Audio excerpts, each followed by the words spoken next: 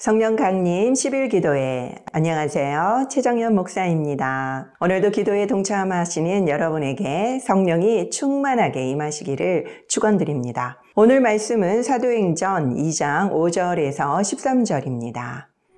그때 경건한 유대인들이 천하 각국으로부터 와서 예루살렘에 머물러 있더니 이 소리가 나매 큰 무리가 모여 각각 자기의 방언으로 제자들이 말하는 것을 듣고 소동하여 다 놀라 신기하게 여겨 이르되, 보라, 이 말하는 사람들이 다 갈릴리 사람이 아니냐?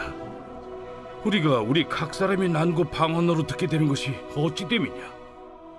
우리는 바데인과 메데인과 엘람인과 또 메소보다미아, 유대와 갑바도기아, 본도와 아시아, 부르기아와 밤빌리아, 애국과 및 구레네에 가까운 리비아 여러 지방에 사는 사람들과 로마로부터 온 나그네, 곧 유대인과 유대교에 들어온 사람들과 그레데인과 아라비아인들이라. 우리가 다 우리의 각 언어로 하나님의 큰일을 말함을 듣는도다. 다 놀라며 당황하여 서로 이르되, 이 어떤 일이냐? 또 어떤 이들은 조롱하여 이르되, 그들이 새 술에 취하였다. 아멘. 오늘 말씀은 오순절에 성령이 강하게 임할 때 그 자리에 있었던 목격자들의 증언입니다. 5절에 그때는 경건한 유대인들이 세계 각국에서 예루살렘에 와 있었다라고 하죠. 그때가 언제입니까? 바로 오순절입니다. 오순절은 유대의 3대 명절이기 때문에 유대의 성인 남성들은 어디에 있더라도 모두 예루살렘으로 와야만 했죠. 근데 어디선가 이상한 소리가 들리는 겁니다. 마가의 다락방은 당시 예루살렘 시내에 있었기 때문에 기도 소리가 아마 잘 들렸을 거예요. 120명이나 되는 사람들이 동시에 방언을 하니까 그 소리가 얼마나 컸겠어요. 그래서 저처럼 호기심이 많은 사람들은 아마 다락방으로 올라갔을 겁니다. 그리고 그 장면을 목격했겠죠. 그때 얼마나 모였는지 아십니까? 6절에 보니까 큰 무리가 모였다라고 나옵니다. 그런데 거기서 갑자기 자기 나라 말이 들리는 거예요. 잘못 들었나 싶었죠. 그런데 다시 들어봐도 맞는 겁니다. 자기만 그런 게 아니에요. 옆에 있는 사람도, 그리고 그 옆에 있는 사람도 다 자기 나라 말로 한다고 소리를 쳤죠. 그때 그들의 반응이 6절에 한마디로 나옵니다. 바로 소동입니다. 7절엔 다 놀라 신기하게 여겼고요. 그리고 12절에는 다 놀라고 당황했다고 나옵니다.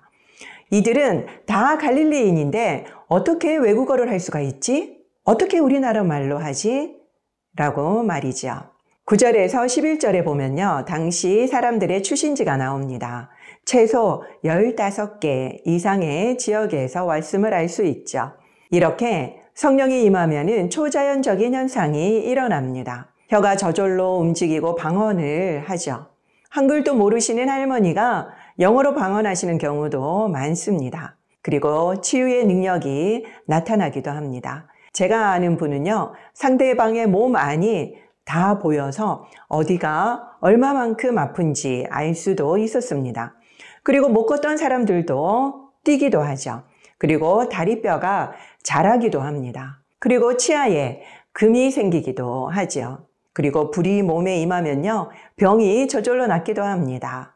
저도 무대에서 기도하다가 갑자기 목뒤가 뜨거워지는 거예요. 아마 제가 그때 목 디스크가 있었나 봅니다. 제가 기타를 5분만 쳐도 왼손에 쥐가 나서 마비가 와서 제대로 치지를 못했거든요. 근데 시원해지는 겁니다. 어디 그뿐입니까? 덤블링을 몇 시간 하는 분들도 계시고요. 그리고 몇 시간째 춤을 추는 분도 계십니다. 그리고 다치지도 않고 잠을 안 자도 피곤하지 않습니다. 그리고 기쁨이 넘치지요. 그리고 귀신도 나갑니다. 이런 거를 어떻게 설명하시겠습니까? 성령의 능력인데요. 처음 보는 당시 사람들은 더 이해하기 어려웠을 겁니다. 그래서 13절에 보면은 조롱했다라고 나오죠. 그리고 술에 취했다라고 말합니다. 아마 그들이 보기에는 술 취한 모습과 가장 흡사했던 거겠지요.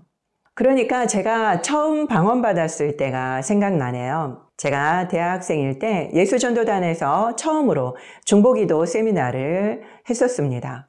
강의를 마치고 이제 실제적으로 땅밟기를 하러 나가야 됐죠. 그때 저의 조장님이 중년의 남성 약사셨어요.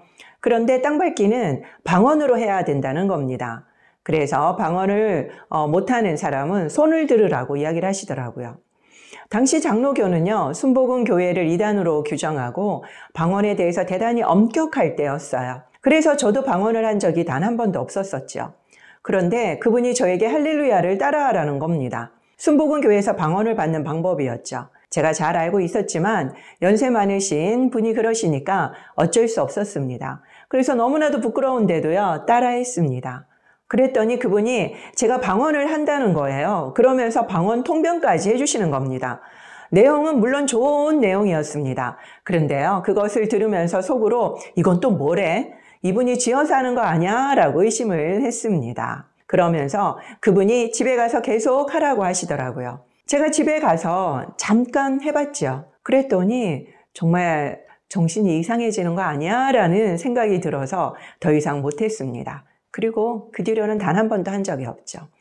그리고 몇십 년이 흘러서 제가 치유 집회의 스텝이 되었습니다. 집회에 갔던 첫날 강권적으로 스텝으로 섬기게 되었죠. 거기서 제가 했는 것이 무엇인지 아십니까?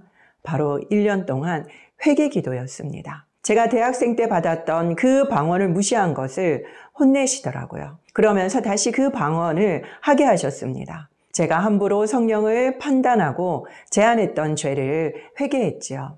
정말 눈물, 콧물 쏟으면서 1년간 회개했던 기억이 납니다. 성령이 임하면요, 귀신들이 견디지 못하고 나갑니다. 그때 참 많이 지저분해요. 토하기도 하고요. 그리고 계속 가래를 뱉기도 하고 콧물이 나오기도 합니다.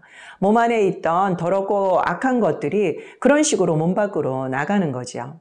그래서 그 옆에는 항상 티슈를 놔두기도 합니다. 저는 성령의 역사를 볼 때마다 인격적인 성령님이 이렇게 하실 리가 없다라고 스스로 판단하곤 했습니다. 그리고는 제안했죠. 그런데 성령이 임하면 악령이 나가면서 이상한 행동들이 많이 나옵니다. 성경에도 나오지요. 소리 지르기도 하고 구르기도 하고 여러 가지 이상 행동들을 할 때가 많습니다. 그리고 또 성령의 능력은요, 우리 상상을 초월할 때가 많습니다. 여러분들은 어떠십니까? 성령님을 판단하고 제안한 적은 없으신가요? 저와 비슷한 생각을 하신 적이 있으시다면 오늘 함께 회개합시다. 성령님의 능력을 마음대로 판단하고 제안했던 죄를 용서해 주세요. 그리고 겸손히 성령님을 모셔드립시다. 기도하겠습니다. 하나님, 우리는 작디 작은 사고체계로 감히 성령 하나님을 판단해 왔습니다. 우리가 이해할 수 없으면 성령님의 능력을 무시하고 제안했죠. 이 모든 죄를 용서해 주세요. 우리가 그동안 성령님을 근심시켰던 것들을 깨닫게 해주시고 온전히 회개하고 성령님을 겸손히 모셔드리기 원합니다. 성령님 오시옵소서. 예수님의 이름으로 기도드립니다. 아멘. 이제 기도의 자리로 나가겠습니다. 오늘은 구체적으로 성령님을 판단하고 제안했던 것을 기억나게 해달라고 기도하실까요? 그리고 그것이 떠오르면 온전히 회개했으면 좋겠습니다. 이제는 함부로 성령님을 판단하지 않고 그리고 온전히 받아들이겠다라고 고백합시다. 그리고 겸손히 성령님을 모셔드립시다. 성령님 오시옵소서.